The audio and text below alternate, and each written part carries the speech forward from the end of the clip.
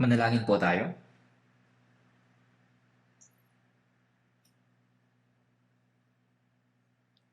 Aming banal at mahabaging Amang Diyos na sa amin ay nagmamahal,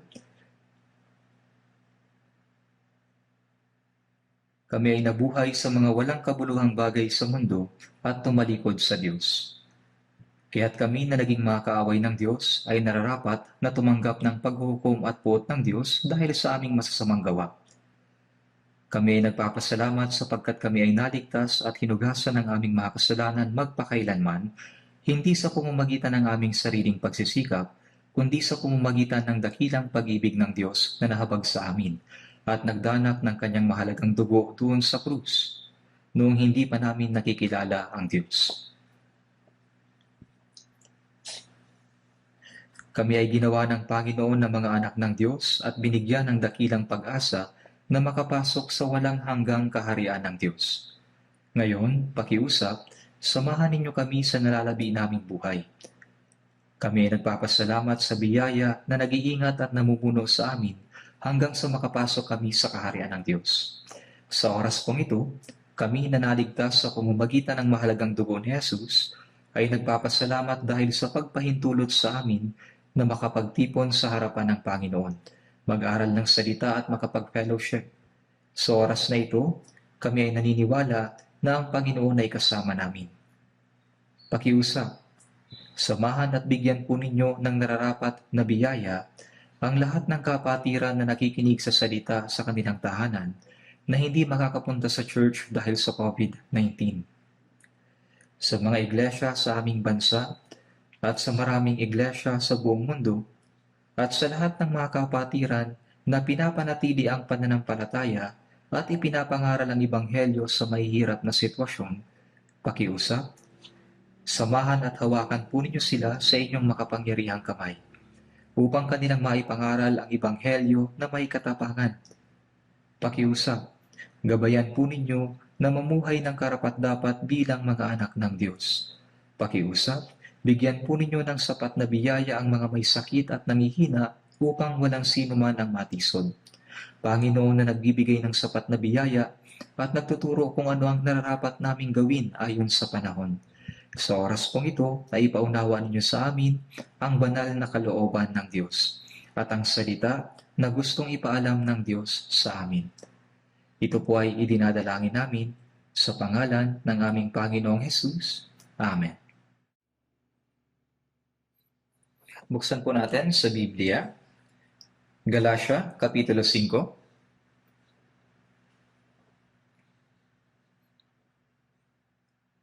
Galatia, Kapitulo 5.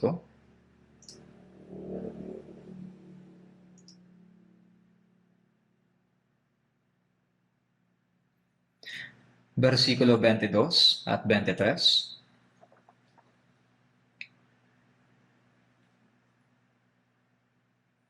Babasahin ko po. Subalit ang bunga ng Espiritu ay pag-ibig, kagalakan, kapayapaan, pagtiyatyaga, kagandahang loob, kabutihan, katapatan, kaamuan, at pagpipigil sa sarili. Laban sa mga ito ay walang kautusan.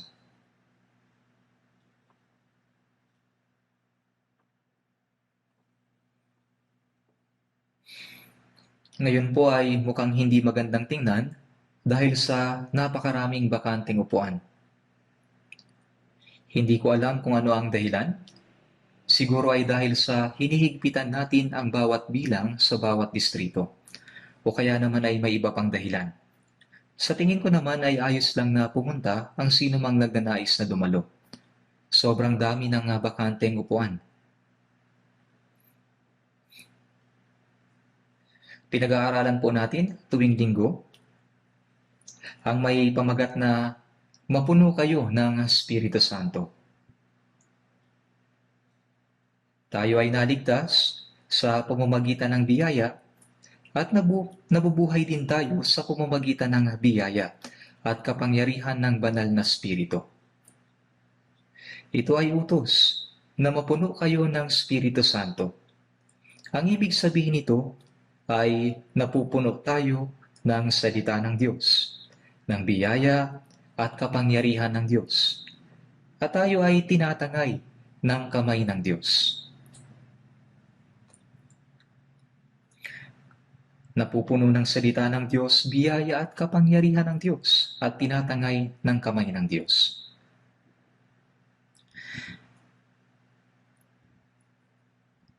Pinapalakas tayo ng Diyos sa pamamagitan ng biyaya at katotohanan. Araw-araw, mula nang tayo ay naligtas, pinalalakas niya tayo. Kaya't ang ating panloob na pagkatao ay binabago sa araw-araw at ang ating lumang pagkatao ay patuloy na nababawasan habang lumalago ang ating pananampalataya.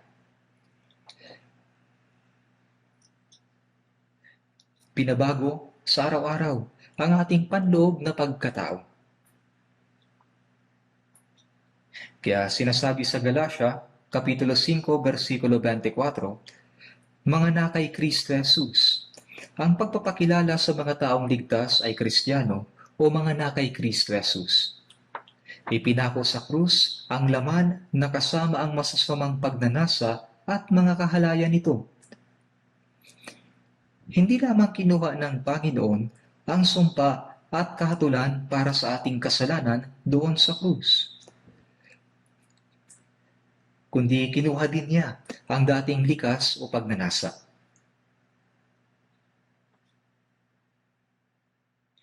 Ipinako niya ang pagnanasa at kahalayan ng laman. Sinasabi sa atin ng banal na Espiritu ang tungkol dito. Mabuti sana kung ang likas na kasamaan ay mawala na. Subalit ito ay nananatili pa rin. Kaya ang banal na Espiritu ay gumagawa upang kontrolin ang ating pagnanasa ng laman. Kaya kapag ang ating pananampalataya ay lalong lumalago, mayroon tayong lakas na mapagtagumpayan ang lumang likas at maaari tayong mamuhay ayon sa Espiritu bilang mga anak ng Diyos. Kaya ang isang tao na napupuno ng Espiritu at lumalago sa pananampalataya, ang siyang makakapamuhay alinsunod sa Espiritu. Ito ang kalooban at talagang nais ng Diyos para sa atin. Nais ng mga magulang na ang kanilang mga anak ay mabilis na lumaki sa pamamagitan ng pag-alis mula sa pagkabata at maging matured na tao sa personalidad. Hindi po ito nagagawa sa pamamagitan ng iilang panahon lamang. Ang paglaki ng ating katawan ay humihinto pagkatapos ng ilang panahon, titigil na. Ngunit ang pagbabago ng ating pagkatao ay nangangailangan ng buong buhay na paglago. Hindi ito nagagawa sa iilang panahon lamang. Ang ilang mga tao ay mabilis na lumalaki at ang iba ay masyadong mabagal. Mayroong ilang mga tao na tulad ng bata sa personalidad kahit na matanda na sila. Gaya nito, mayroong ilang mga tao na mabilis na lumalago sa pananampalataya pagkatapos ng kaligtasan. Ang taong lumalago sa pananampalataya ay siyang nagtatagumpay sa laman at namumuhay alinsunod sa banal na Espiritu. Ngunit may ilang mga tao na hindi pa rin matatag dahil sa hindi pagtalikod sa lumang pagkatao, kahit na maraming panahon na ang lumilipas. May mga taong nakikipaglaban sa laman. Itong pakikipaglaban sa laman ay napakahirap na bagay. Kung tayo ay mabubuhay ayon sa Espiritu, ang Diyos ay magdaragdag ng higit pang kapangyarihan at ang kagalakan, pasasalamat ay mag-uumapaw sa atin. Ang taong nabubuhay ayon sa Espiritu at sa salita ay nabubuhay na may pagpapasalamat. Dahil matatanggap niya yung pagpapala na ipinangako ng Diyos. Dahil kung hindi, kahit na siya ay naligtas, kung siya ay mabubuhay ayon sa laman, siya ay magdurusa dahil siya ay magkakaroon ng patuloy na hidwaan. Hindi niya matatakasan ang pakikipaglaban sa kanyang sarili at mundo. Kaya kung mapupuno tayo ng Espiritu, maaari tayong mabuhay ng karapat-dapat bilang Kristiyano at mamunga ng bunga ng Espiritu. Ang mabuting puno ay namumunga ng mabuti, at ang mabuting puno ay hindi maaaring mamunga ng masama. Gaya nito, kailangan nating mamunga ng bunga ng Espiritu bilang mga anak ng Diyos. Subalit kung nabubuhay tayo ayon sa laman at namumunga ng mga bunga ng laman, bilang isang tunay na born-again Christian, ito ay isang malaking kontradiksyon. Kaya kailangan nating mabuhay ng normal sa pananampalataya. Kung nabubuhay tayo na puno ng banal na Espiritu, makakapamunga tayo ng mga bunga ng Espiritu. At siyam yun.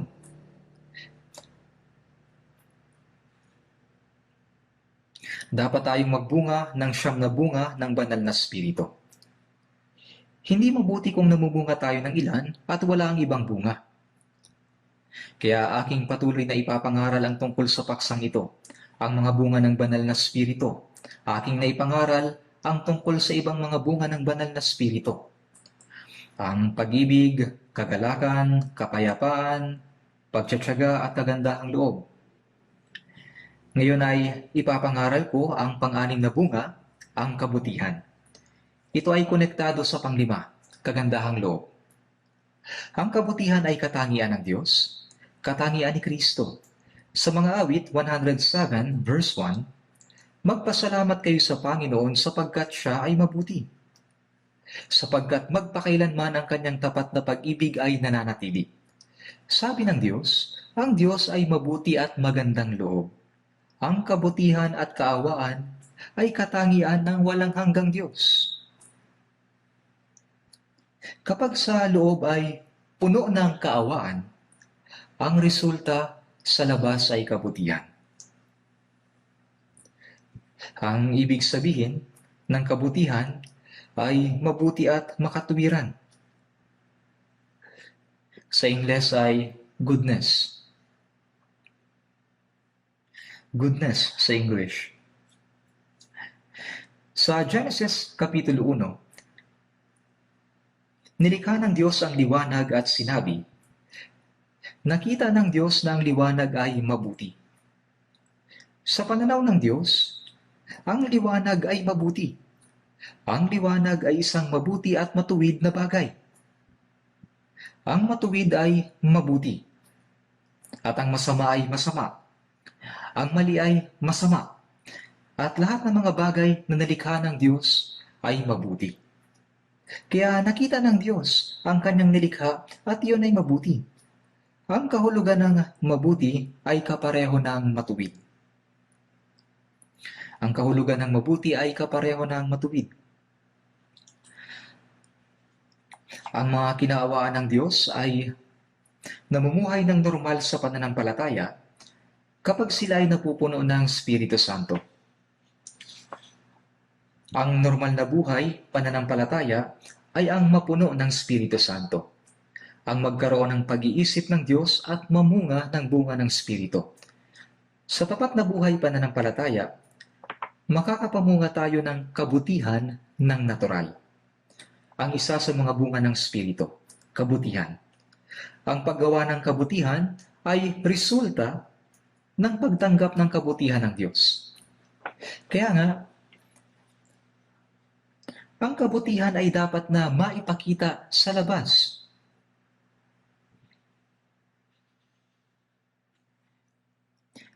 Yung kabutihan ay dapat na maipakita sa labas sa pamamagitan ng isang matapat na pamumuhay.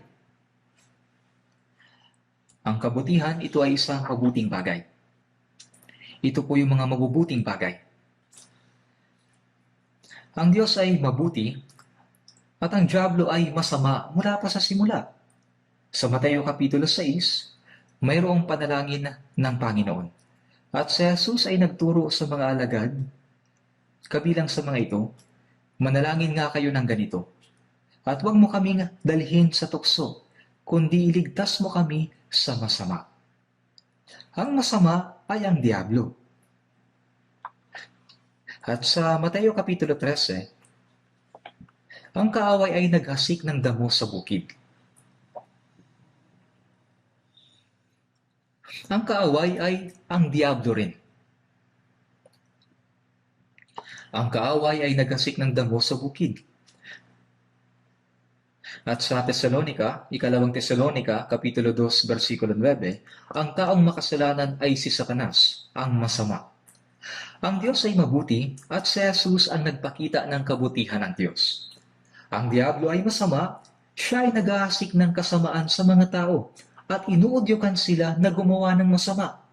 Siya ang larawan ng kasamaan na magpapakita sa huling araw. Siya ang Antikristo na tatayo laban kay Kristo. Sinasabi na ang pagdating ng taong makasalanan ay ayon sa paggawa ni Satanas, na may buong kapangyarihan at mga tanda at mga mapanlinlang na kababalaghan. At sa unang Juan, Kapitulo 5, versikulo 19, alam natin na tayo ay sa Diyos at ang buong sanlibutan ay nasa ilalim ng kapangyarihan ng masama. Ang lahat ng naligtas ay sa Diyos. Sila ay nasa ilalim ng paggabay at pamamahala ng Diyos. Ang buong sanlibutan ay tumutukoy sa mga hindi ligtas na tao. Sila ay nasa ilalim ng kapangyarihan ng kasamaan at ng Diablo. Malinaw na sinasabi ito ng Biblia. Ang lahat ng mga hindi ligtas ay nasa pangangasiwa ng Diablo, ng masama, at gumagawa ng lahat ng uri ng masasamang gawa. Hindi nila kayang gumawa ng anuman maliban sa paggawa ng kasamaan. Sila ay nasa ilalim ng pangangasiwa ng Diablo. Sa Efeso Kapitulo 2, versikulo 1 hanggang 3, kaya nooy mga patay, kayo nooy mga patay sa inyong mga pagsalangsang at mga kasalanan. Tayo ay pinanganak sa kasalanan, at ang ating espiritu ay patay sa harapan ng Diyos. Noong tayo ay mga patay sa mga pagsalangsang at mga kasalanan, na dati ninyong nilakaran, ayon sa lakad ng sanlibutang ito. Sino ang gumagawa sa mga patay? Ang Diablo, na may kapangyarihan sa impapawid, ang kumukontrol sa sanlibutan. Siya ang kumukontrol sa buong sanlibutan.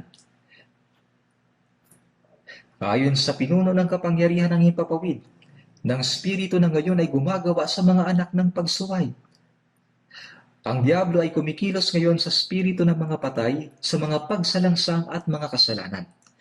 Ngayon, ang spirito ng kasamaan ay gumagawa sa mga anak ng pagsuway, sa lahat ng mga taong hindi ligtas. Ang spirito ng Diyos ay ang Spirito Santo, at ang spirito ng Diablo ay ang spirito ng kasamaan. Ang spirito ng kasamaan ay gumagawa sa mga tao na hindi ligtas. Tayong lahat ay dating nabuhay sa gitna ng mga ito, sa mga pagnanasa ng laman, na ating ginagawa ang mga nais ng laman at ng pag-iisip, at tayo noon ay mga katutubong anak ng kapuotan, na gaya naman ng iba. Tayo ay mga anak ng kapuotan at hahatulan ng Diyos. Ngunit ang Diyos, palibhas ay mayaman sa awa, dahil sa kanyang malaking pag-ibig sa atin. Kaya tayo ay naging malaya mula sa kapangyarihan ng Diablo at nagbihis ng buhay ng Diyos, at ngayon tayo ay nasa ilalim ng paggabay at pamamahala ng Diyos. Kaya ang Diyos ay nagpakita ng malinaw na katibayan na ang mga ligtas na tao ay sa Diyos, at ang mga hindi ligtas ay sa masama. Ito ang dahilan kung bakit ang mga hindi ligtas ay namumuhay sa likas na pagnanasa ng kasalanan, kung saan ang Diablo ay kumikilos. Ang Diablo ay patuloy na naglalagay ng kasamaan sa tao, upang sila ay mamuhay sa kasamaan, upang sila ay mamuhay sa kasalanan. Ginigising ng Diablo ang kanilang masamang pag-iisip. At ano ang resulta nito? Sila ay namumunga ng bunga ng laman, mga bunga ng kasalanan. Sila ay namumunga ng bunga ng laman at bunga ng kasalanan. Bago ko sabihin ang tungkol sa mga bunga ng Espiritu Santo, tingnan muna natin sa Galatia, Kapitulo 5, versikulo 19 hanggang 21. Babasahin ko po ang mga salita ng Diyos mula versikulo 19. Ngayon ay hayag ang mga gawa ng laman. Ang mga ito ay pakikiapid, karumihan, kahalayan, pagsamba sa Diyos-Diyosan, pangkukulam, alitan, pagtatalo, paninibugho, pagkagalit, pagkamakasarili, pagkakabahabahagi, mga pagkakampi-kampi, pagkainggit, paglalasing, kalayawan, at mga katulad nito. Binabalaan ko kayo, gaya ng aking pagbabala noong una sa inyo, na ang mga gumagawa ng gayong mga bagay ay hindi magmamana ng kaharian ng Diyos. Narito po ang 15 uri ng mga kasalanan. At bilang karagdagan, mayroon pang maraming kasalanan na kahalintulad ng mga ito. Ang mga ito ay hindi magmamana ng kaharian ng Diyos dahil mayroong nakakatakot na pagkapuot at paghuhukom ang Diyos. Hindi sila makakapasok sa langit. Sila ay mahuhulog sa walang hanggang kaparusahan sa impyerno.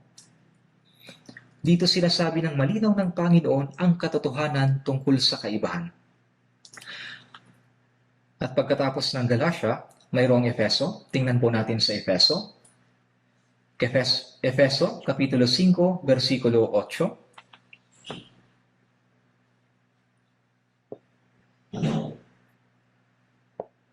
Efeso, Kapitulo 5, versikulo 8. Babasahin ko po.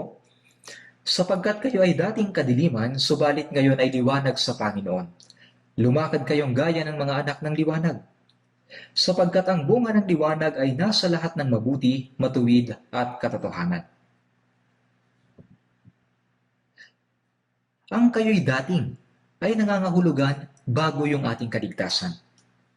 Tayo rin ay dating nasa ilalim ng kapangyarihan ni Satanas. Kabilang tayo dati sa mga patay. Yun ay kadiliman. Ang kabaliktaran ng liwanag ay kadiliman.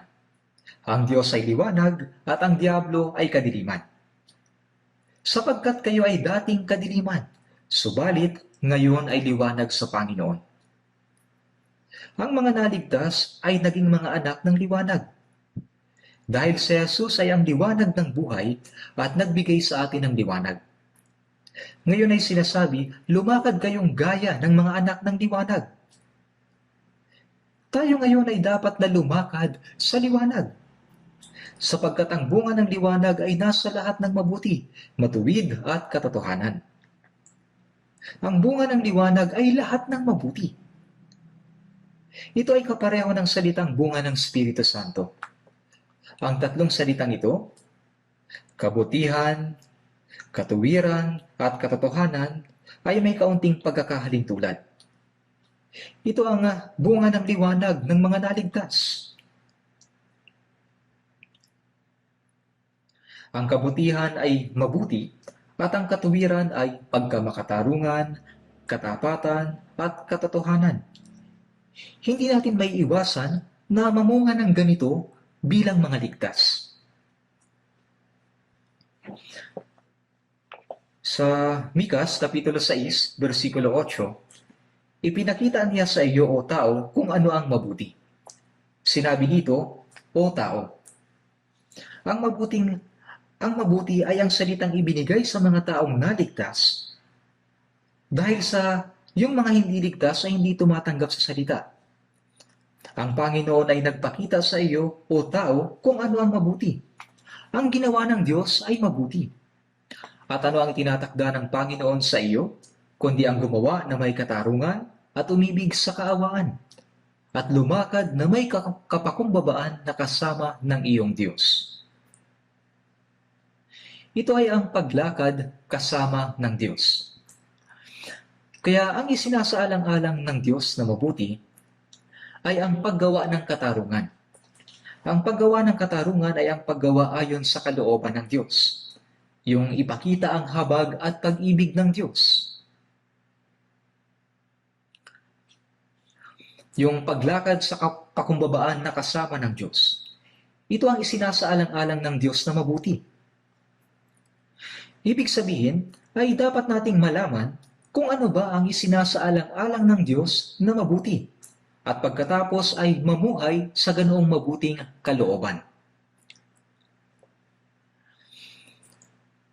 Ayon sa Kolosas Kapitulo 1, versikulo 10, upang kayo ay lumakad ng nararapat sa Panginoon na lubos na nakakalugod sa Kanya. Ang mga naligtas ay lumalakad na karapat-dapat sa Panginoon at namumunga sa bawat gawang mabuti at nagbibigay ng kasiyahan sa Diyos.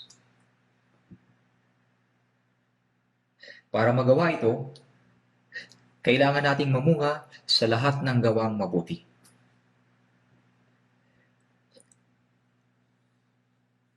Muli niyang binibigyang diin dito na kailangan nating mamunga ng bunga ng Espiritu. Ayon sa awit 37, versikulo 3, magtiwala ka sa Panginoon at gumawa ka ng kabutihan. Magtiwala sa Panginoon at gumawa ng mabuti. Sinasabi sa atin ng Diyos na kung tayo ay naligtas, dapat tayong gumawa ng mabuti. Sa pamamagitan ng pagtitiwala sa Diyos ay gumawa ng mabuti. Ito ang utos ng Panginoon. Kung ano ang mabuti ay detalyadong nakasulat sa Biblia. Ayon sa Roma Kapitulo 12, versikulo 2, huwag ninyong tularan ang sanlibutan ito, kundi magbago kayo sa pamamagitan ng pagbabago sa inyong pag-iisip. Ang mga naligtas ay dapat na tularan ng Panginoon sa halip na gayahin ang masama at mapangalunyang salinlahing ito. Magbago sa pamamagitan ng pagbabago ng inyong pag-iisip. At pagkatapos ay upang mapatunayan ninyo kung alin ang mabuti, kasiyasiya at lubos na kalooban ng Diyos.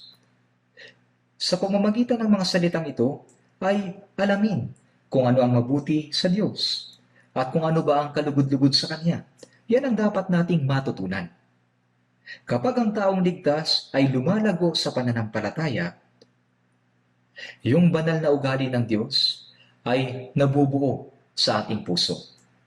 Kasabay nito, ang bawat sinasabi o ginagawa natin ay nagiging mas lalo pa na kagaya ng sa Diyos. Kaya nga, habang lumalago sa pananampalataya, nabubuo ang ugali ng Diyos sa ating puso. Ayon sa Ecclesiastes Kapitulo 3, versikulo 12, nalalaman ko na walang mas mabuti para sa kanila kundi ang magsaya, masiyahan, habang sila'y nabubuhay. Ngayon, saan ba ako dapat magalak? Saan ba dapat magalak ang mga Kristiyano habang nabubuhay dito sa mundo? Ang taong makamundo ay nagagalak at nasisiyahan sa kasalanan. Nasisiyahan sila sa pamumuhay ayon sa kanilang laman. Ito ang kasiyahan ng kasalanan. Ngunit tayo, saan ba tayo nasisiyahan? Alam ko na wala nang mas mabuti pa sa paggawa ng mabuti. Pamumuhay alinsunod sa kalooban ng Diyos at paghahanap ng kagalakan sa mga bagay na kalugod-lugod sa Diyos. Narito ang ating kasiyahan. Yan ang sinabi ni Solomon, natural yan. Ngayon ay nagagalak tayo at nagpapasalamat sa biyaya ng Diyos na nasa atin at nagligtas sa atin. At ang layunin ng buhay natin ay ang magbigay ng kasiyahan sa Diyos Ama na nagmahal sa atin at nagligtas sa atin, at mamuhay tayo ayon sa mabuting kalooban niya. Kaya ang layunin ng ating buhay ay makapagbigay sa Diyos ng kasiyahan. Ayon sa Roma Kapitulo 12, versikulo 17, huwag ninyong gantihan ang sino man ng masama sa masama. Isipin ninyo ang mga bagay na kapuri-puri sa harapan ng lahat ng mga tao. Huwag ninyong gantihan ang sino man ng masama sa masama. Ang mga tao sa mundo, ang masasamang tao, ay mas lalo pang nagiging masama. Sila ay nandadaya ng ibang tao at pagkatapos ay dinadaya din sila. Nabubuhay sila sa isang siklo ng pandaraya. Tayo ay hiwalay sa mga ganyan. Huwag ninyong gantihan ang sino man ng masama sa masama. Kung ang isang tao ay gumawa ng kasamaan sa atin, huwag nating tugunan ng anumang masamang gawain. Isipin ninyo ang mga bagay na kapuri-puri sa harapan ng lahat ng mga tao. Sa harapan ng lahat ng mga tao. Hindi lang sa harapan ng tao, kundi pati na rin sa harap ng Diyos. Tulad ng sinasabi sa awit 116, Iniligtas tayo ng Diyos mula sa kamatayan patungo sa buhay, mula sa kapangyarihan ni Satanas, at mula sa luha at pagbagsak. Ako ay lalakad sa harapan ng Panginoon sa lupain ng mga buhay. Noon ay hiwalay at malayo tayo sa Diyos. Ngayon ay lumalakad tayo sa harapan ng Diyos sa ating natitirang buhay, sa lupain ng mga buhay. Ibig sabihin ay dapat tayong mamuhay ng mabuti, hindi lamang sa harap ng mga tao, kundi pati na rin sa harapan ng Diyos. At sa Roma Kapitulo 12, versikulo 21, huwag kang padaig sa masama, kundi daigin mo ng mabuti ang masama. Huwag kang padaig sa masama. Ibig sabihin ay hindi tayo dapat mabigo o maligalig o mawalan ng pag-asa kapag naharap tayo sa kasamaan. Kung gagantihan natin ng masama ang masama sa masamang paraan, matatalo tayo ng kasamaan. Ang kasalanan ay nanganganak ng iba pang kasalanan. Sa halip, daigin mo ng mabuti ang masama. Daigin mo ang kasamaan ng mabuti. Nagawa ito ni Jesus. Ayon sa unang Pedro Kapitulo 2, versikulo 23, nang siya'y alipustahin, hindi siya gumanti. Nang siya ay magdusa, hindi siya nagbanta. Kundi ipinagkatiwala ang kanyang sarili doon sa humahatol na may katarungan. Si Jesus ay nanalangin para sa kapatawaran ng kasalanan ng mga taong dumura sa kanyang mukha, humampas sa kanyang ulo, sumampal sa kanyang mukha, nagpako sa kanya sa krus, at gumawa ng katatawanan sa harapan niya. Kaya nga nanalangin si Jesus para sa kapatawaran ng kanilang mga kasalanan. Ikaw, gaano ka ba kabanal? Kapag tayo ay iniinsulto, nagmumura din tayo. At kapag may pumalo sa atin ng 2 beses, sinusubukan nating hampasin kahit na 1 beses. Likas po sa atin ang gumanti. Kapag may isang tao na nanloko sa atin, tingnan natin, hindi kita titigilan. Sinisikap nilang magiganti. Ito yung gantihan ng masama ang masama. Ito ang madaig ng kasamaan. Ganito ang gustong-gustong makita ng Diablo. Ngayon ay daigin natin ang kasamaan ng mabuti. Nagawa ito ni Jesus. Siyempre, hindi natin ito magagawa ng mag-isa. Tanging ang kapangyarihan ng banal na Espiritu ang makakagawa nito sa atin. Sinasabi niya sa iyo na ganito ang gawin mo. Kung natanggap natin ang buhay ng Diyos, ang puso ni Kristo at ang banal na Espiritu, magagawa natin ang tulad ng ginawa ng Panginoon. Sa unang Juan Kapitulo 2, versikulo 6, ang nagsasabing siya'y nananatili sa Kanya ay nararapat din na lumakad gaya ng Kanyang paglakad. Sapagkat ang Panginoon ay nananatili sa akin, tulad ng ginagawa ng Panginoon ay magagawa ko rin.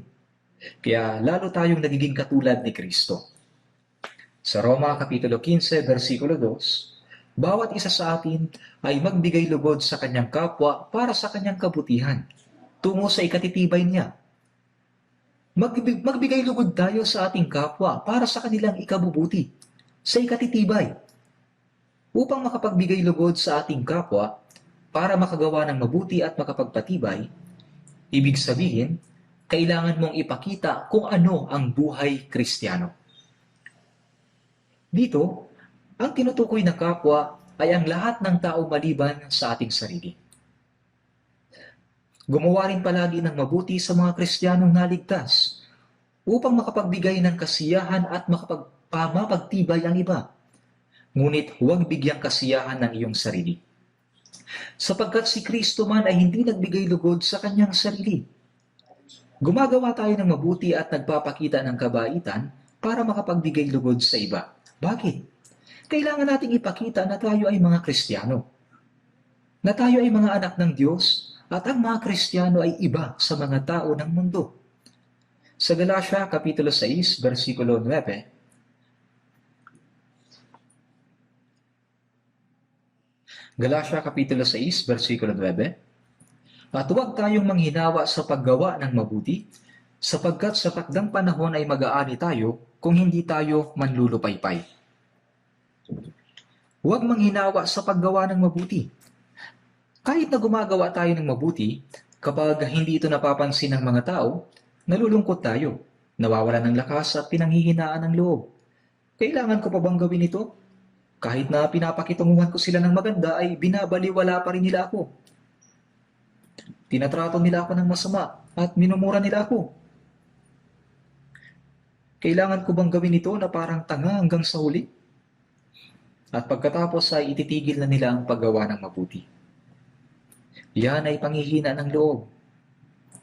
At huwag tayong manghinawa sa paggawa ng mabuti.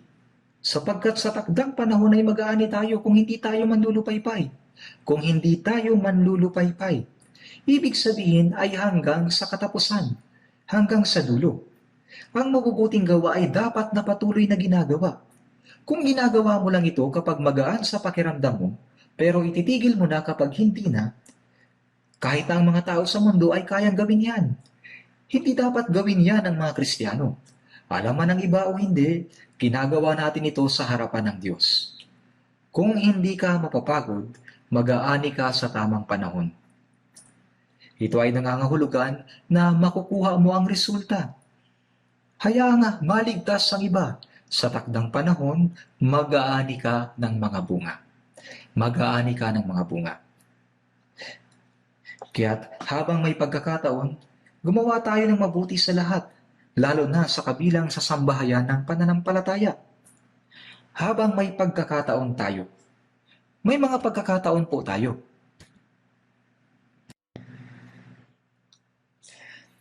Kapag may mga nakikita tayo na naghihirap sa paligid natin, yan ay pagkakataon na gumawa ng mabuti. Kapag nakakita ka ng nangangailangan sa iyong mga kapatid, pwede mo silang matulungan sa pisikal at espiritual. At yan ay isang pagkakataon. Yan ay isang pagkakataon. Lalo na sa mga kabilang sa sambahayan ng pananampalataya.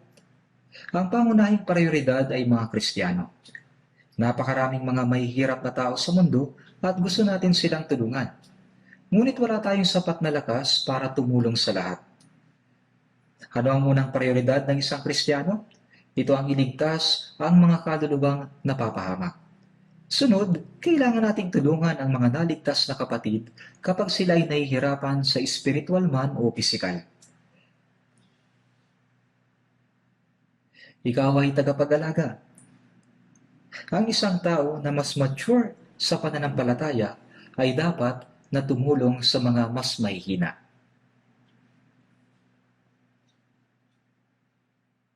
Kaya sinasabing lalong-lalo na sa mga kabilang sa sambahayan ng pananampalataya. Gumawa tayo ng mabuti. Dapat mong gawin ang mabubuting gawa. Mabuting gawa. Sinabi na mayroong 3 klase ng tao sa mundo.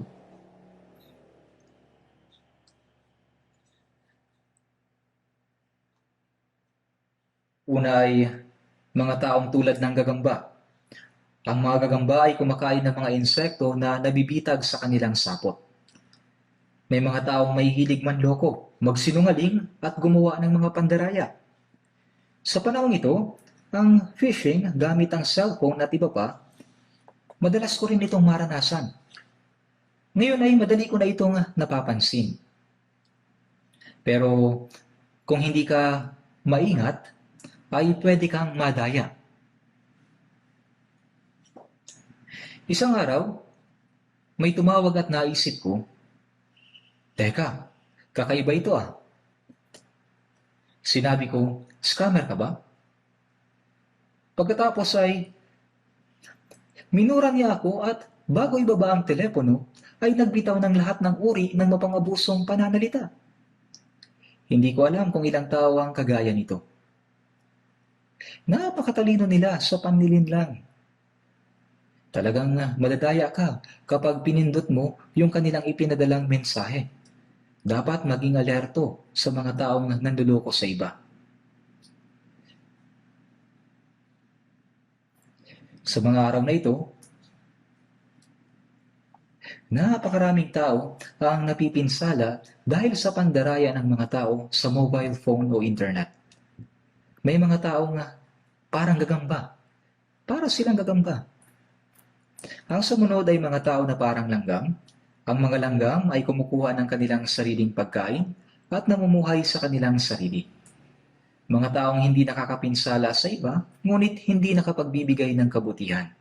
Hindi nakakapinsala. Ayos lang siya kasi hindi siya nananakit ng sinuman. Kagaya ng langgam. At may mga tao na kagaya ng bubuyog. Alam ko kung gaano kasipag ang mga bubuyog. Alam ko dahil nagpalaki ako ng mga bubuyog. Napakasipag nila. Hindi sila nabubuhay ng matagal. Lalong-lalo na ang mga manggagawang bubuyog. Kumukuha sila ng pulot at ibinibigay sa mga tao. Sila ay nakakapagbigay ng kasiyahan sa atin. Ang isang taong katulad ng bubuyog ay isang tao na tumutulong sa iba mula sa kanyang mga kilita. Isang tao na nakapagbibigay ng kasiyahan sa iba. Alin sa tatlong uri ng tao ang dapat kang maging? Tayo ay kagaya ng mga bubuyog na makakatulong sa kapwa sa pamamagitan ng sipag at tiyaga. Ganyan ang puso ng isang Kristiyano. May isang bagay na napaka-importante sa unang Timoteo, Kapitulo 6, versikulo 18 at 19. Maglaan tayo ng ilang sandali upang malaman kung ano ang aking tinutukoy. Tingnan natin sa unang Timoteo, Kapitulo 6, versikulo 18. Unang Timoteo, Kapitulo 6, versikulo 18 at 19. Dapat silang gumawa ng mabuti, maging mayaman sa mabubuting gawa, bukas ang palad at handang mamahagi. Sa gayoy magtitipon sila para sa kanilang sarili ng isang mabuting saligan para sa hinaharap, upang sila'y makapanghawak sa tunay na buhay. Gumawa ng mabuti upang sila'y maging mayaman sa mabubuting gawa.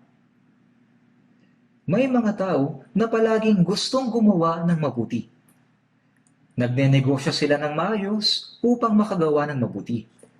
Mayroon namang tao na kumikita lamang para sa kanyang sarili. Mas malaki ang kita, mas malaki ang gastos para sa sarili. Hindi dapat ganyan. Kumikita tayo upang makatulong sa iba.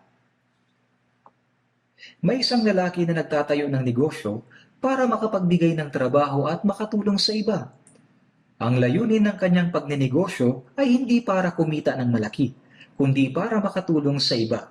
Yan ang mabuting negosyo. Maging mayaman sa mabubuting gawa. Bukas ang palad at handang mamahagi. Sila yung mga mahilig magbigay sa mga nangangailangan. Mahilig lang tayong tumanggap, ngunit ayaw magbigay. Ito'y pagiging kuripot. Gusto nating tumanggap, ngunit kapag may pagkakataon na tayo na magbigay, ay nanginginig na ang ating mga kamay. Pagkatapos magbigay ng kaunti, sa tingin natin ay nakagawa na tayo ng malaking bagay.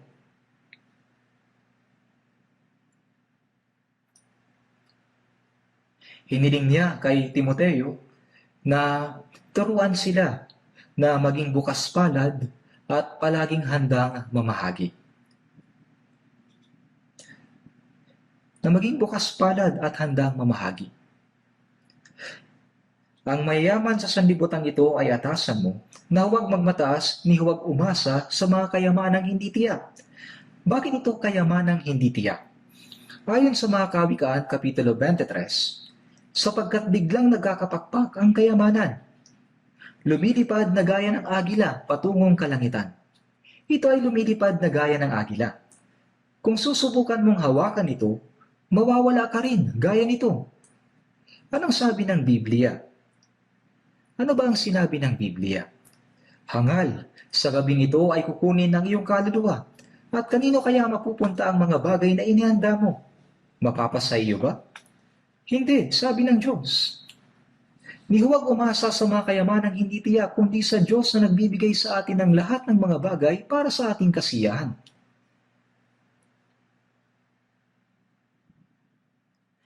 Kailangan nating mabuhay alinsunod sa kalooban ng Diyos at umasa sa Diyos na nagbibigay ng sagana sa lahat ng mga bagay. Mabuhay ng alinsunod sa kalooban ng Diyos at umasa sa Diyos na nagbibigay ng sagana sa lahat ng bagay. Kaya dapat silang gumawa ng mabuti, maging mayaman sa mabubuting gawa, bukas ang palad at handang mamahagi. Kapag nakakakita tayo ng kaawa-awang tao, ay nais nating tumulong at tinutulungan natin sila, di ba? Sa gayoy magtitipon sila para sa kanilang sarili ng isang mabuting saligan para sa hinaharap. Mukhang ito ay para sa iba, pero sa katunayan ito ay para sa iyong sarili. At alalahanin ang mga salita ng Panginoong Hesus na siya mismo ang nagsabi, higit na mapalad ang magbigay kaysa tumanggap. Ayon sa mga Gawa Kapitulo 20, sinabi ni Apostol Pablo, sabi ng Panginoon, ang tumatanggap ay may kagalakan, ngunit ang nagbibigay ay mayroong pagpapala. Bakit? Kasi ibabalik ito ng Diyos. Ang tumatanggap ay hindi magkakaroon ng pagpapala, kundi kasiyahan lamang. Sa gayoy nagtitipon sila para sa kanilang sarili. Ito ay para sa kanila din. Isang mabuting saligan para sa hinaharap upang sila'y makapanghawak sa tunay na buhay. Pupunan ng Diyos ng higit na mabuti, mga bagay na spiritual at walang hanggan, gagantihan ng Diyos ang lahat ng mga bagay sa hinaharap. Pagpapalain siya ng Diyos. Hindi lamang siya, kundi pati na din ang kanyang mga inapo, kung gumawa sila ng maraming mabubuting bagay. Ang kayamanan na mayroon tayo, alam ninyo, ang kayamanan, ito ay ibinigay ng Diyos. Ibinigay ito sa atin ng Diyos upang makagawa tayo ng mabubuting bagay mula rito.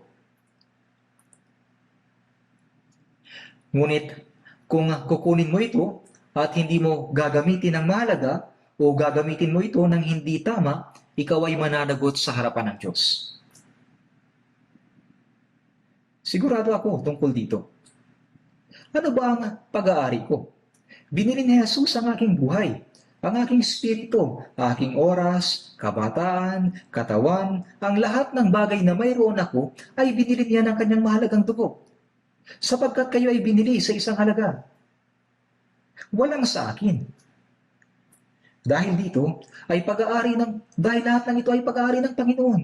Kailangan natin itong gamitin ayon sa gusto ng Diyos. Kailangan natin kumita ng masigasig. Mahalaga ito, ngunit sa Efeso Kapitulo 4, ang nagnanakaw ay huwag nang magnakaw pa, kundi magtrabaho at gumawa siya sa pamamagitan ng kanyang sariling mga kamay ng mabuting bagay, upang siya ay may maibahagi sa nangangailangan.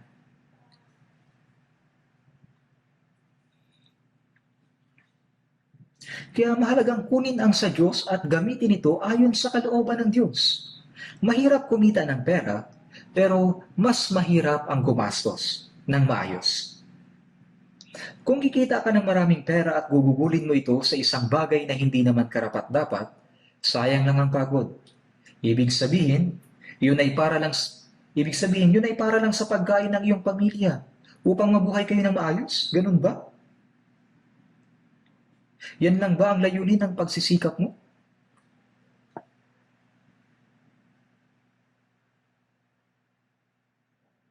Ayon sa unang Korinto Kapitulo 10, versikulo 33, sinabi ni Apostol Pablo sa Iglesia ng Korinto, kung paanong sinisikap kong makapagbigay lugod sa lahat ng mga tao sa lahat ng mga bagay, na hindi ko hinahanap ang aking sariling kapakanan, kundi ang sa marami, upang sila ay maligtas.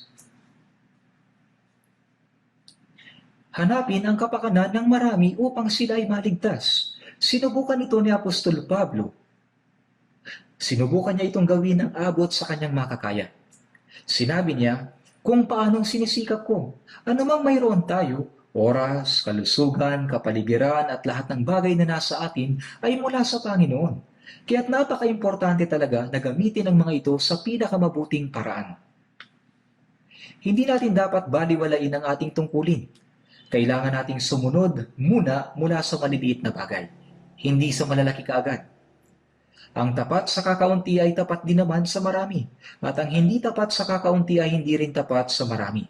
Ayon sa Lucas Kapitulo 16, ang pinakakaunti ay ang kayamanan. Ang kayamanan.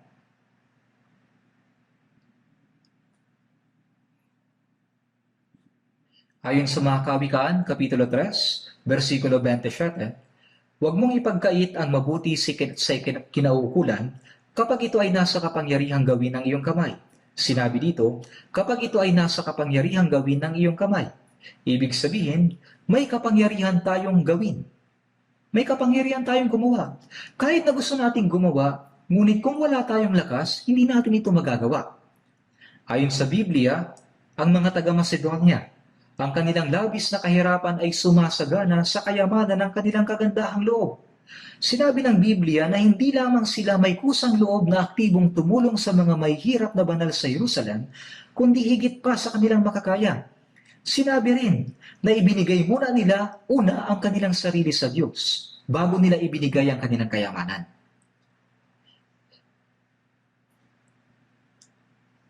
Kaya gaano kaya ito kaganda sa mata ng Diyos? Sa tuwing pinag-aaralan natin ang mga ganitong salita, hindi lamang dapat natin sila pinupuri. Oo, napakagaling nila. Tayo din, kailangan nating gumawa ng mabuting bagay kahit na ito'y maliit.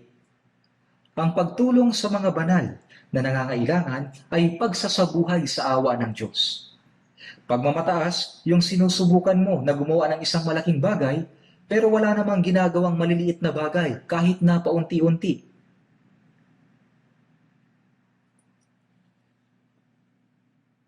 Ayon sa mga gawa, Kapitulo 14, versikulo 17, maging ang Diyos ay gumawa ng mabubuting bagay sa mga tao.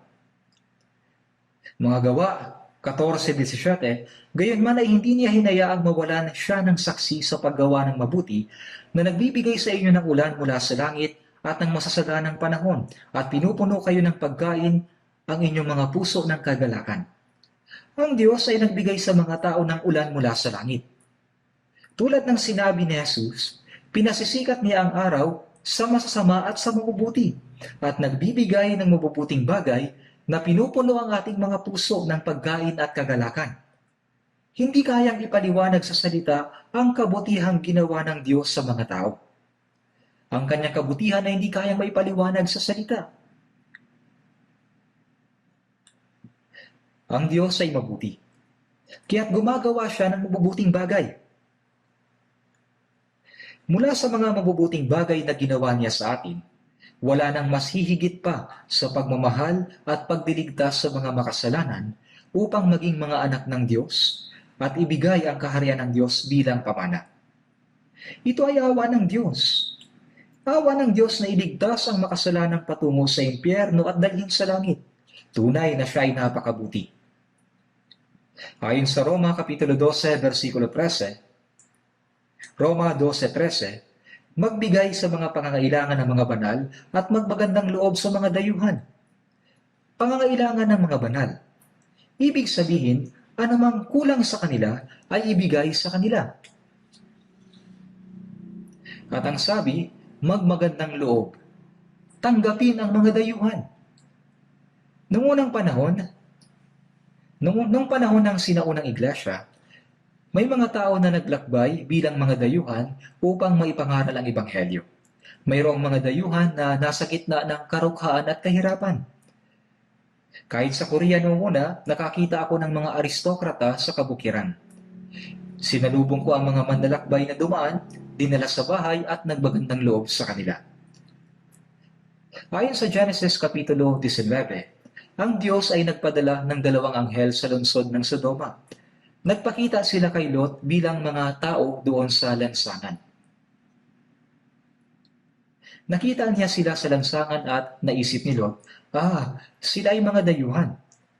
Kaya sabi niya sa kanila, mga Panginoon ko, hinihiling ko na kayo ay bumalik at tumuloy sa bahay ng inyong lingkod at magpalipas ng gabi, maghugas ng inyong paa. At sa madaling araw ay bumangon kayo at magpatuloy sa inyong paglakad. Ngunit kanilang sinabi, hindi sa lansangan kami magpapalipas ng buong magdamag. Sinabi niya, hindi, mapanganib kung dito kayo sa lansangan. Kaya dinala niya sila sa kanyang bahay. Nang makita ng mga kalalakihan ng Sodoma, sila ay lumapit sa kanyang bahay at sinabi, Saan naroon ang mga lalaking dumating sa iyo ng gabing ito? Ilabas mo sila sa amin upang makilala namin. Ibig sabihin ay hahalayin. Mga homosexual sila at alam ito ni Lot. Kaya sinabi niya sa kanila, hindi ko magagawa iyan sa mga dayuhan na dumating sa aking bahay. Sabi nila kay Lot, ikaw ay naparito at ibig mong maging hukom? Ngunit pinagtulakan nila si Lot. Nang pinagtulakan nila si Lot, nakita ng mga anghel ang kasamaan sa lungsod at binulag silang lahat. Binulag silang lahat ano pat hindi nila makita ang pintuan. Bago sumikat ang araw ng gabing iyon, ang lungsod ng Sodoma ay nawasak sa asupre. Sa pagtanggap ni Lot ng mga dayuhan, ang tinanggap niya ay mga anghel. Ganoon din ang ginawa ni Abraham. Noong unang panahon, may mga taong mahilig tumanggap ng panauhin. Sa tuwing may darating na panauhin sa kanilang bahay, pinapakitunguhan nila ng may kagandahang loob. At sa panahon ng taglamig, gumagawa pa nga sila ng mainit na kwarto at doon sila kinakausap. At sa pag-alis ng panauhin, ay nagbibigay pa sila ng pera bilang pabaon. Ngunit mahirap nang makakita ng ganito sa panahon natin ngayon, di ba? Dapat itong gawin ng mga Kristiyano. Gumawa tayo ng mabuti sa lahat, lalo na sa mga kabilang sa sambahayan ng pananampalataya. Dapat ay tunay na magiliw tayo sa pagtanggap sa mga Kristiyano. May ilang nagsasabi, kapag may dumating na bisita sa kanilang bahay, maganda na may bisita, pero mahirap mag-asikaso sa kanila.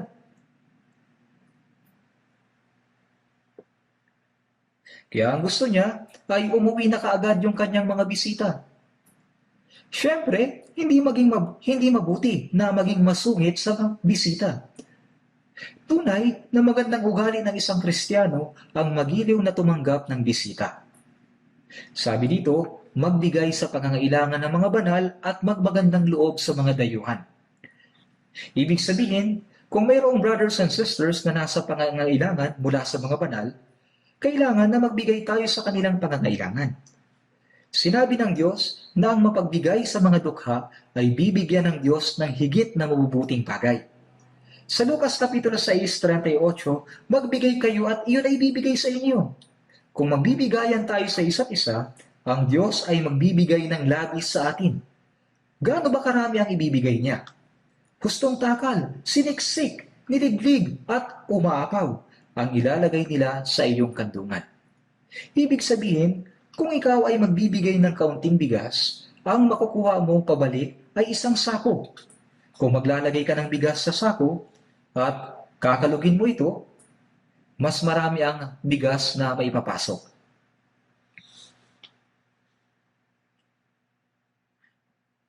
Siniksik, niliglig at umaapaw.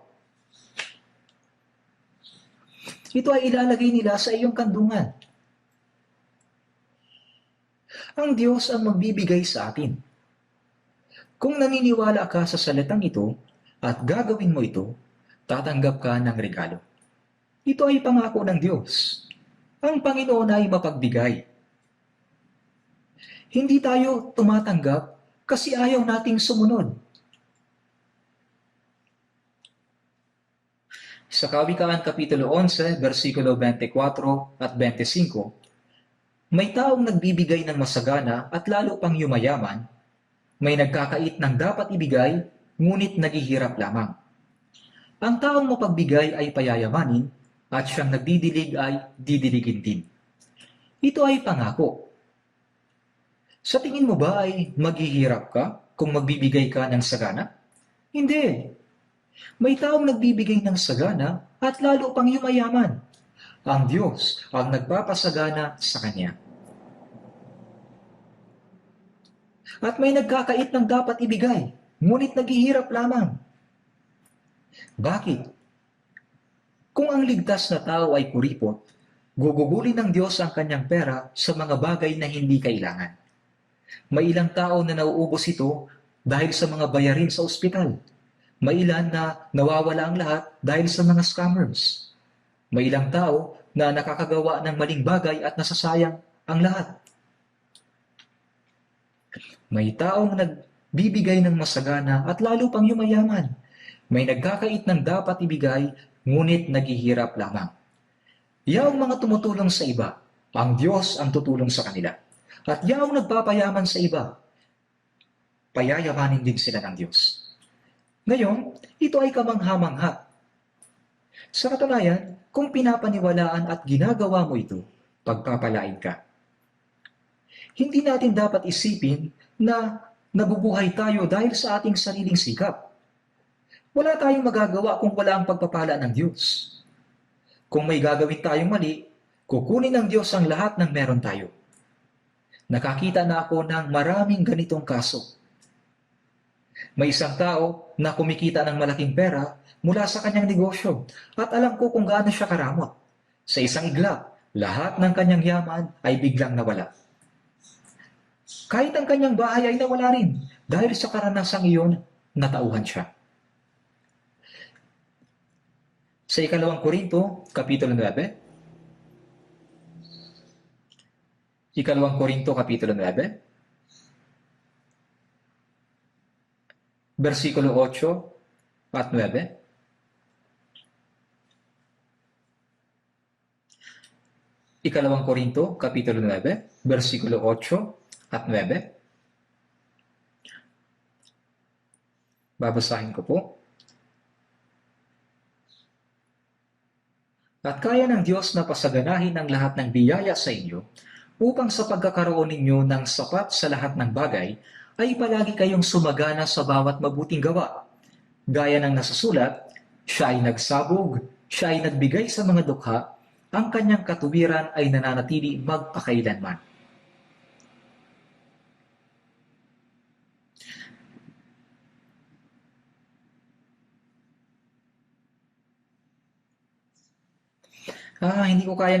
Hindi ko alam kung paano ito may papaliwanag sa salita. At kaya ng Diyos na pasaganahin ang lahat ng biyaya sa inyo. Lahat ng biyaya. Ang biyayang ito ay hindi lamang tumutukoy sa mga spiritual na bagay. Ang ibigay sa katawan ng kanyang kailangan ay biyaya din, pagpapala din. Lahat ng ibinibigay ng Diyos ay biyaya. Bakit ito ibinibigay ng Diyos sa atin ng sagana? At kaya ng Diyos na pasaganahin ang lahat ng biyaya sa inyo upang sa pagkakaroon ninyo ng sapat sa lahat ng bagay ay palagi kayong sumagana sa bawat mabuting gawa. Upang sa pagkakaroon ninyo ng sapat sa lahat ng bagay ay palagi kayong sumagana sa bawat mabuting gawa. Sa lahat ng bagay ay palaging sumasagana sa bawat mabuting gawa. Para tayo makakagawa? Upang magawa natin ay kailangan ibigay ng Diyos ang lahat ng kailangan natin.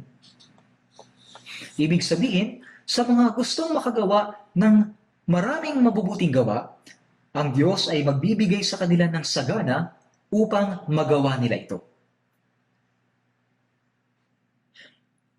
Para magawa nila ito, ang Diyos ay magbibigay sa kanila ng sagana. Yung mga tao na gustong gumawa ng maraming mabubuting gawa, bibigyan sila ng Diyos ng sagana.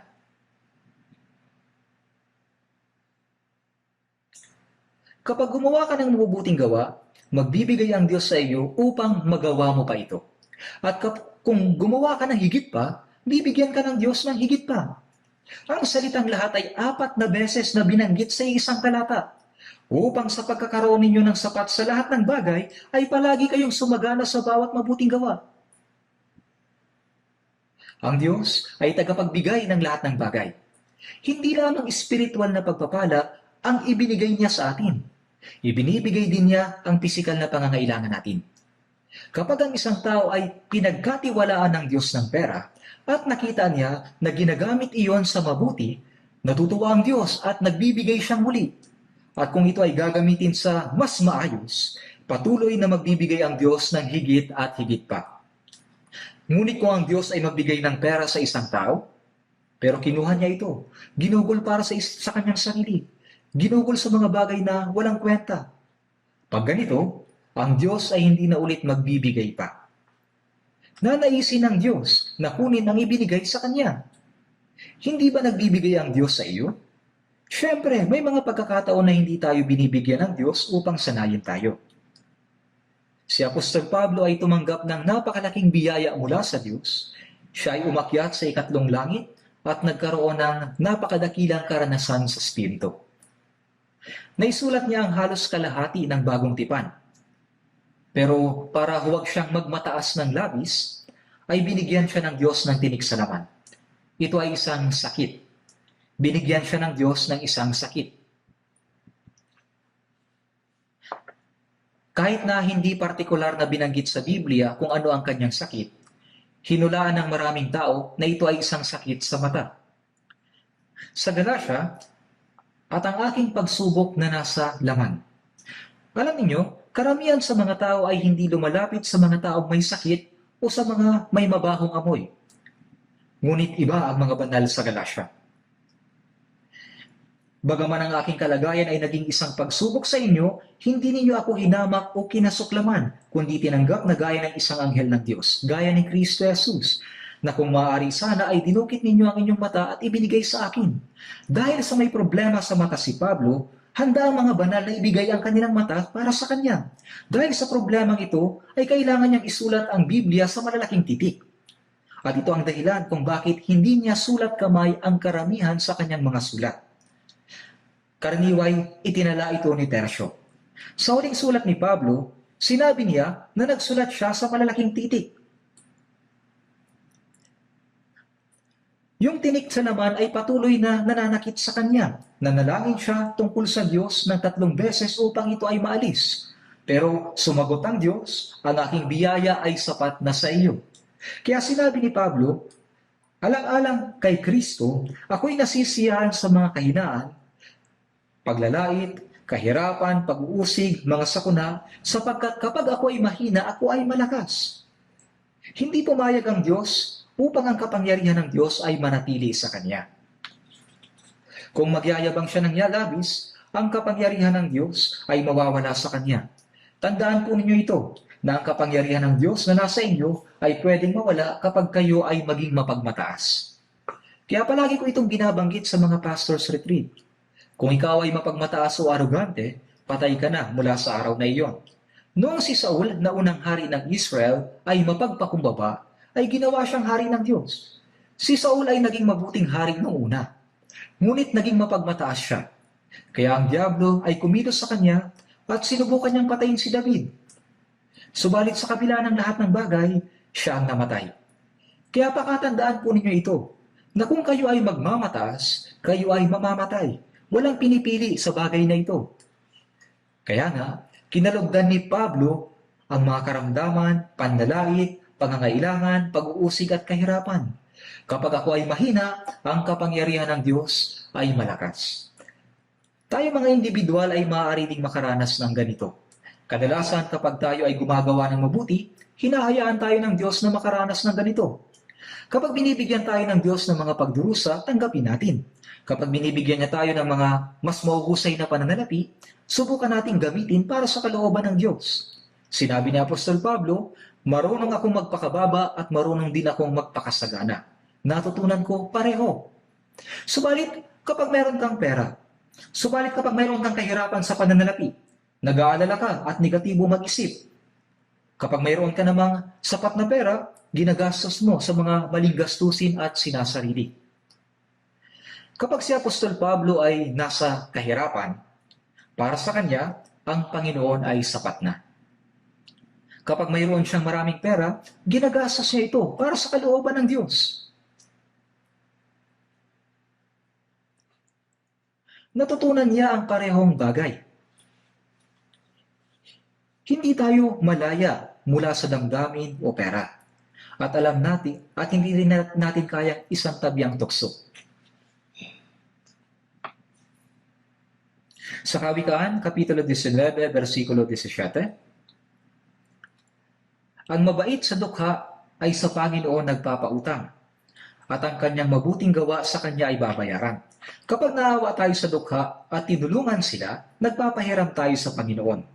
Kapag nagpahiram tayo sa Diyos, ay may utang siya sa atin at babayaran niya tayo. Sa pagbayad niya ay pupurihin niya tayo. Nangako siya na babayaran niya ang mga ibinigay natin. Kung naniniwala ka, ay patuloy mong gagawin ang mga bagay na gusto ng Diyos. Kapag ginawa mo, ay magbibigay siya ng mas marami. At kapag ginawa mo ng higit pa, bibigyan ka ng higit at higit pa. Kung patuloy mong gagawin ay patuloy kang bibigyan. Kung naniniwala ka rito, ay magiging masaya at puno ng pasasalamat ang buhay mo. Pero hindi mo ginagawa kasi hindi ka naniniwala.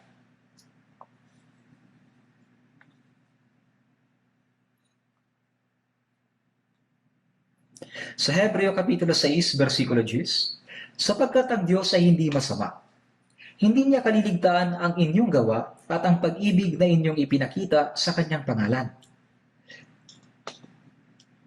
Sapagkat ang Diyos ay hindi masama, hindi niya kaliligtaan ang inyong gawa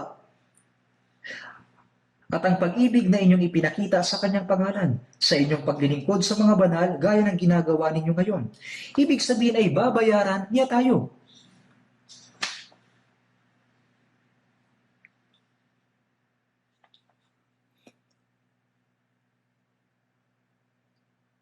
Gumagawa tayo ng mabubuting gawa sa pamamagitan ng lakas na nagmumula sa biyaya ng Diyos. Naligtas tayo dahil sa pag-ibig ng Diyos. Ang pag-ibig ang lakas na nagpapatakbo sa ating buhay pananampalataya. Kung saan mayroong pag-ibig ay may buhay. Kung saan mayroong buhay ay may pag-ibig. Kung saan may pag-ibig ay may lakas. Kapag gumagawa tayo ng mabubuting gawa, ang biyaya ng Diyos ang motibo. Ang biyaya ng Diyos ang ating lakas at patuloy na kailangan natin ito.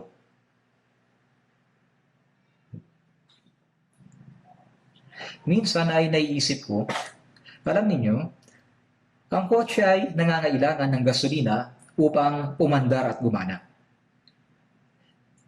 Gaano kaya kaganda kung automatikong pupunuin ng Diyos ang tangke ng gasolina sa tuwing mauubusan ito ng langis. Pero hindi niya ito gagawin. Kahit na hindi Diyos mismo ang maglagay ng gasolina, gagawa siya ng paraan upang may mailagay ako. Kung gagamitin ko ang kotse ayon sa kalooban ng Diyos, ang Diyos ang magbibigay ng panggastos para sa pagpapatakbo nito. At hindi siya titigil dito, kundi bibigyan niya tayo ng depende sa mabubuting gawa na ginagawa natin. Sa Hebreo Kapitulo 10, versikulo 24, at ating isaalang-alang kung paano gigisingin ang isa't isa sa pag-ibig at sa mabubuting gawa. Isaalang-alang kung paano gigisingin ang isa't isa. Tumingin ka sa paligid mo ngayon, tumingin ka sa katabi mo, sa harapan at likuran. Isaalang-alang mo ang pananampalataya at pisikal na buhay ng bawat isa sa kanila.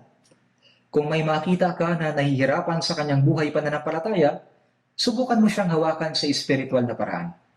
O kung yung iba ay may pinansyal na problema, baka pwedeng makatulong ka sa kanya. Ibig sabihin ay isaalang-alang ang isa't isa. Kung paano gigisingin ang isa't isa sa pag-ibig at sa mabuting gawa. Hindi ito nangangahulugan na sasabihin mo lang na ibigin natin ang isa't isa. Gumawa tayo ng mabuti. Kundi magpakita ka muna ng halimbawa ng pag-ibig at mabubuting gawa. Kaya dapat nating isaalang-alang ang mga kapatiran, ang pananampalataya at pisikal na buhay ng isa't isa.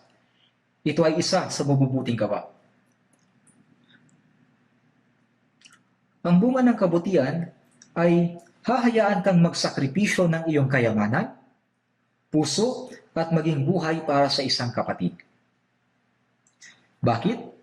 Dahil sa iniibig siya ng Panginoon, kaya siya ay iniibig ko rin. At kami ay mga bahagi ng katawan ni Kristo. Isinasaalang-alang ng bawat bahagi ang isa't isa. Kapag masakit ang paa, inaalagaan ito ng kamay at minamasahe. Kapag masakit ang kamay, kumikilos ang paa. Ang lahat ng bahagi ay nagtutulungan sapagkat sila ay iisang katawan. Kailangan nating magtulungan sa isa't isa. Kung wala kang pakialam sa mga nangyayari sa isang brother o sister, kung wala kang pakialam sa kanila, hindi mo nga malalaman kung sila ba'y patay na.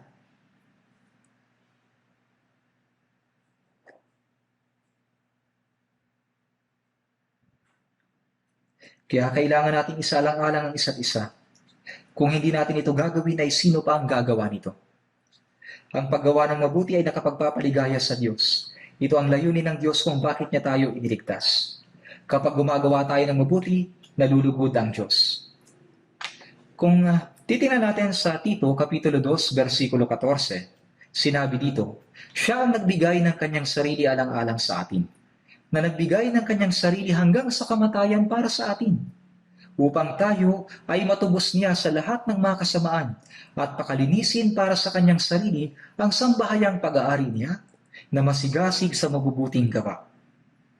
Ang dahilan kung bakit namatay ang Panginoon para sa atin ay upang iligtas tayo at gawing dalisay araw-araw sa pamamagitan ng salita ng Diyos at Espiritu Santo, upang tayo ay maging sangbahayang pag-aari niya na masigasig sa mabubuting gawa. Ibig sabihin ay iniligtas niya tayo upang gumawa ng mabuti. Ito ay isa pang layunin ng kaligtasan natin.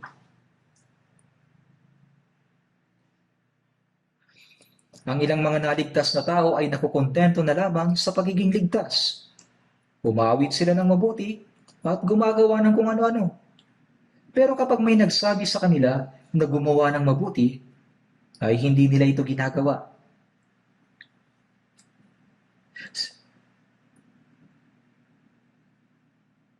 Sinasabi niya, okay lang na hindi gawin yan. Ang iniisip lang niya ay ang kanyang sarili. Siya na ganito mag-isip ay walang kasiyahan. Bakit? Dahil hindi ito kinalulugdan ng Diyos. At kung walang kagalakan, ang meron ay pagdurusa. Sa mundong ito ay may mga kahirapan at pagdurusa sa lahat ng bagay. Subalit hindi siya magkakaroon ng lakas na mapagtagumpayan ito. Kung siya ay nagtitiis lamang para sa kanyang sarili, nabubuhay at namamatay lamang para sa kanyang sarili, ito ay isang miserableng bagay, di po ba? Sa Hebreo 13:16, huwag ninyong kaliligtaan ang paggawa ng mabuti at ang pamamahagi, sapagkat ang Diyos ay nalulugod sa gayong mga handog. Sinabi dito na sa gayong mga handog ay lubos na nalulugod ang Diyos.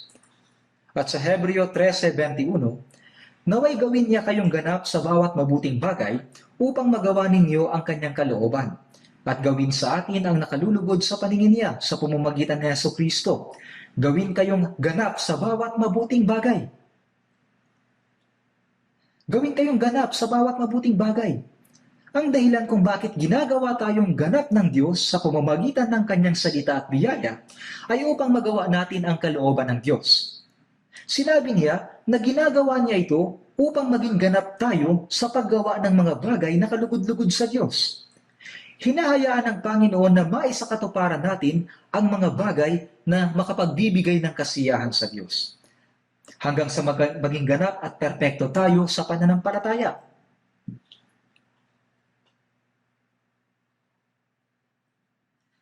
Kaya hinahayaan ng Diyos na gawin natin ito hanggang sa maging ganap at perpekto tayo sa pananampalataya.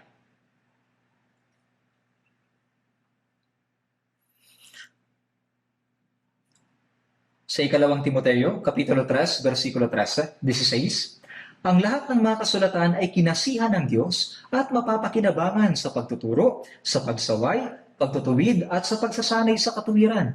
Ang layunin natin sa pag-aaral ng Biblia ay upang tayo ay maturuan, mapagsabihan, maitama at masanay sa katuwiran, upang ang tao ng Diyos ay maging ganap sa lahat ng mga gawang mabuti. Ang isa pang layunin sa pag-aaral ng Biblia ay upang makagawa tayo ng mabubuting bagay, habang ginagawang ganap bilang isang tao ng Diyos. Ibig sabihin, habang lumalago tayo sa pananampalataya, habang natututunan natin ang salita, tayo ay nagiging tao na makakagawa ng mabubuting gawa.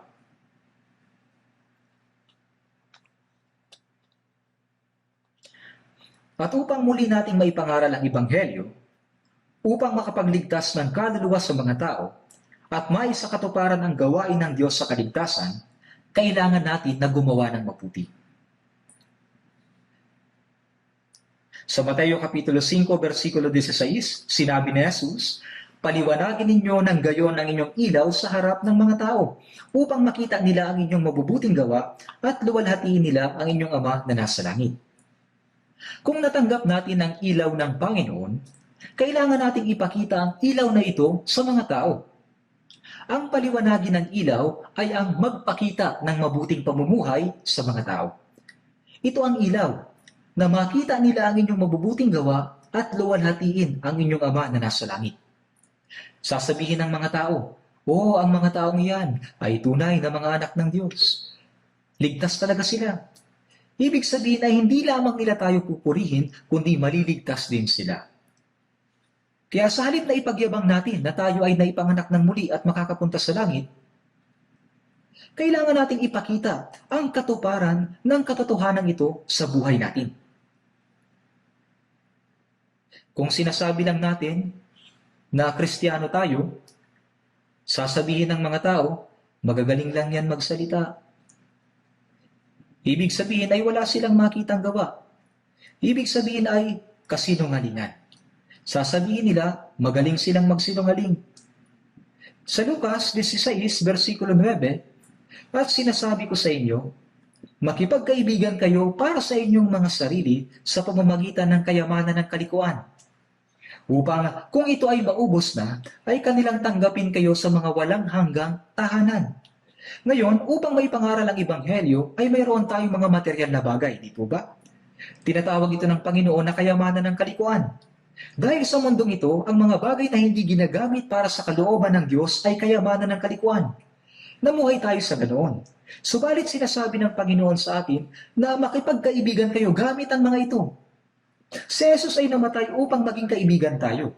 Sinabi niya na ibinigay niya ang kanyang buhay para sa kanyang kaibigan. Magkakaroon tayo ng kaibigan sa pamamagitan ng pagsasakripisyo sa ating kayamanan, oras, pera at iba pang bagay upang makagawa ng mga bagong kaibigan. Kaibigan na makakapasok sa langit. Sinabi sa Kawikaan 19, versikulo 6, marami ang naghahangad ng pagpapala ng taong may magandang loob, at ang bawat tao ay kaibigan na nagbibigay ng handog. Hindi tayo magkakaroon ng kaibigan sa pamamagitan ng salita lamang. Upang tayo ay makapag-evangelize ng tao, kailangan nating isakripisyo ang ating oras, mga material ng pag-aari, kalayaan at iba pang bagay. Kaya nga sinabi ng Panginoon, makipagkaibigan kayo para sa inyong mga sarili sa pamamagitan ng mga kayamanan ng kalikuan. At sasabihin ng Panginoon na ang inyong mga kaibigan ay pupunta sa Diyos at sasalubong sa iyo.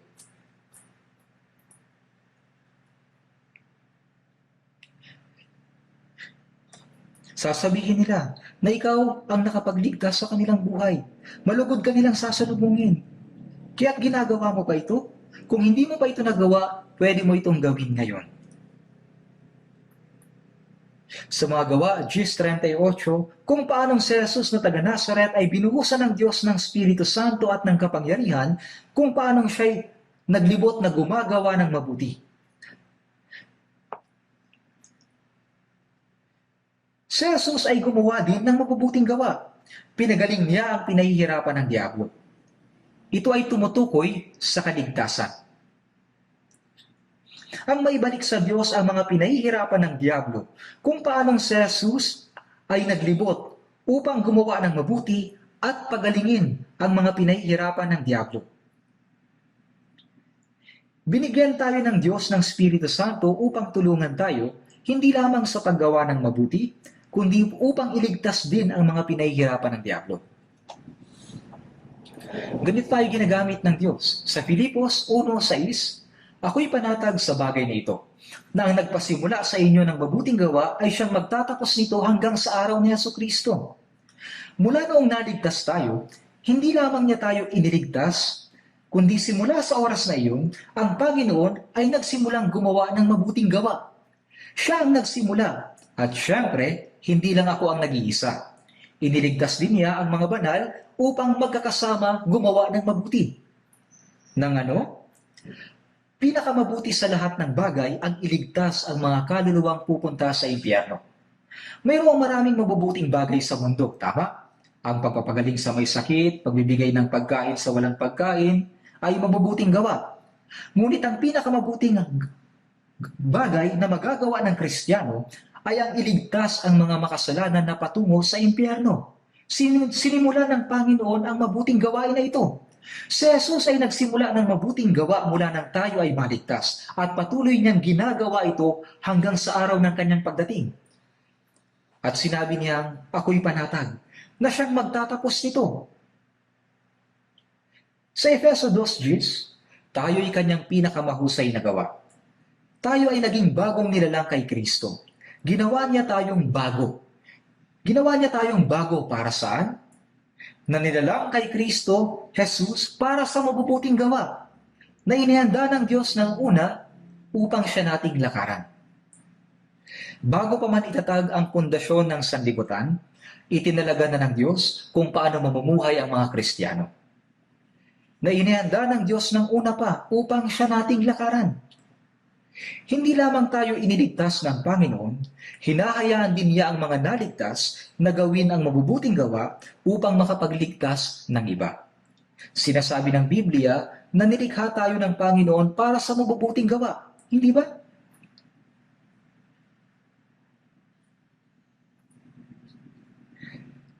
Sinabi sa unang Pedro Kapitulo 2, versikulo 12, maging marangal ang inyong pag-uugali sa gitna ng mga hintil, upang kung magsalita sila ng laban sa inyo na para bang kayo'y gumagawa ng kasamaan, ay makita nila ang inyong mabubuting gawa at luwalhatiin nila ang Diyos sa araw ng pagdalaw. Sabi dito, sa gitna ng mga hintil. Ibig sabihin ay sa gitna ng mga hindi mananampalataya. Kapag tayong mga Kristiyano ay nagkakamali o nakakagawa ng kasalanan, pinapalaki ito ng mga hindi ligtas at pagkatapos ay sinasaway nila tayo. Kinukutya din nila at nililibak ang Diyos. Ganyan ba talaga ang mga tao ng Diyos? Ganito ang ginagawa nila kapag nakakagawa tayo ng kasalanan. Kaya sinabi sa unang Pedro, maging marangal ang inyong pag-uugali sa gitna ng mga hintil. Makita nila ang inyong mabubuting gawa. Ibig sabihin, ang dapat na masabi nila sa atin ay, nagkamali ako sa mga Kristiyano. Kaya hindi tayo dapat kakitaan ng kapintasan sa ating buhay. Sa ganito sila pwedeng maligtas.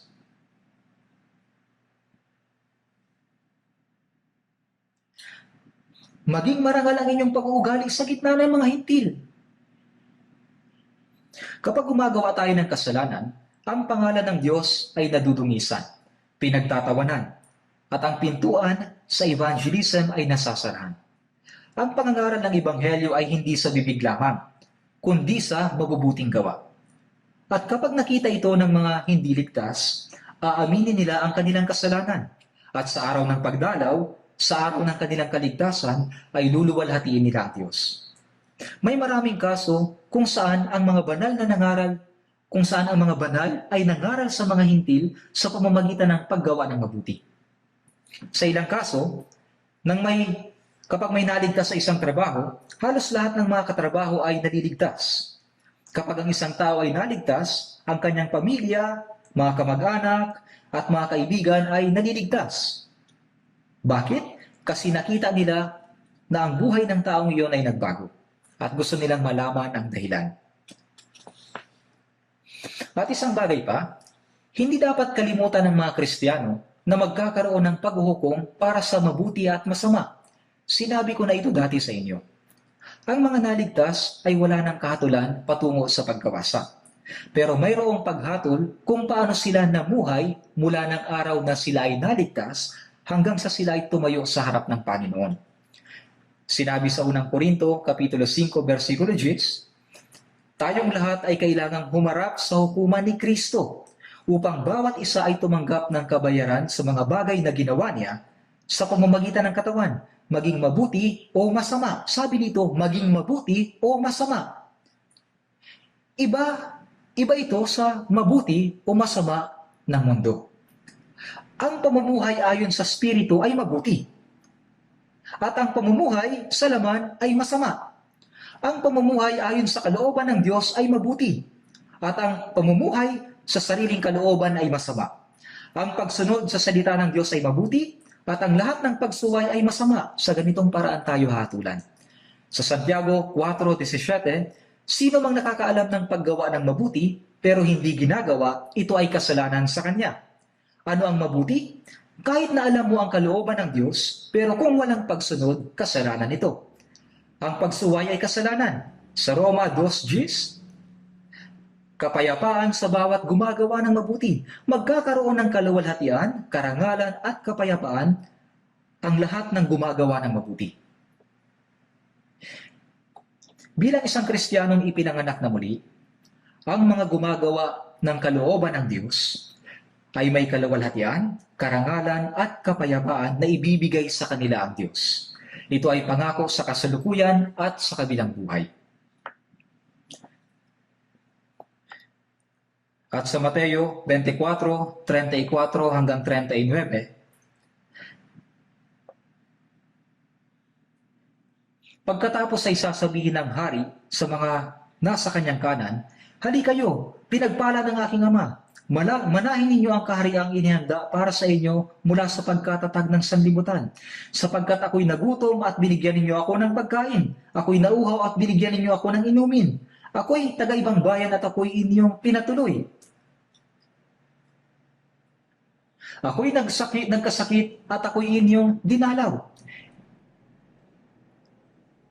Sa verse 40, sinabi ni Jesus, sasagot ang hari at sasabihin sa kanila, "Katotohanang sinasabi ko sa inyo, yamang ginawa ninyo ito sa pinakamaliit sa mga kapatid kong ito, ay sa akin ninyo ginawa." Ang ginawa mo sa kapatid ay ginawa mo sa akin. Sinabi niya na kaya niyang tulungan ang kapatid. Pero ang hindi pagtulong sa kanya ay hindi pagtulong sa Panginoon. Kailangan nating malaman kung gaano kahalaga ang paggawa ng mabuting gawain na ito. Sa Efeso 6, versikulo 8, yamang nalalaman na anumang mabuting bagay na gawin ng bawat tao, ito ay kanyang muling tatanggapin mula sa Panginoon, maging alipin o malaya. Mayroong pangako ang Diyos ngayon at sa kabilang buhay para sa mga Kristiyanong gumagawa ng mabuti sa Panginoon. Hindi natin ito dapat kalimutan. Ang kabutihan ay bunga ng Espiritu na dapat ipamunga ng mga Kristiyano. Kung mananalangin tayo para dito at susunod sa maliliit na bagay at gagawa ng mabubuting bagay, tutulungan tayo ng Diyos na gumawa ng mas malalaking bagay. Dapat tayong magsikap na mamunga ng mga bunga ng Espiritu. Yamang nalalaman natin na ang Diyos ang pumupuno sa atin sa lahat ng mga bagay upang makagawa tayo ng mas mabuti.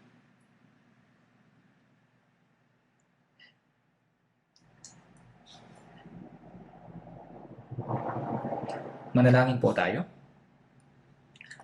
Mahabagin naming Amang Diyos, salamat sapagkat kami ay natagpuan mo sa aming kahirapan. Inaalalayan mo kami sa araw-araw sa pamamagitan ng mapagpalang kamay ng Diyos, salita at kapangyarihan. At iniingatan at ginagabayan hanggang sa makapasok kami sa kaharian ng Diyos. Ingatan po ninyo kami at tulungan na makapamunga ng bunga ng Espiritu Santo upang makapamunga kami ng mabubuting bunga sa natitira naming buhay sa pamamagitan ng inyong kapangyarihan na kumikilos sa amin at ng inyong awa. Punuan nawa ng Panginoon ang aming kahinaan at gamitin mo kaming lahat ayon sa iyong kalooban upang kami ay maging karapat-dapat sa papuri at kaluwalhatian sa harapan ng iyong kaluwalhatian sa muli mong pagdating.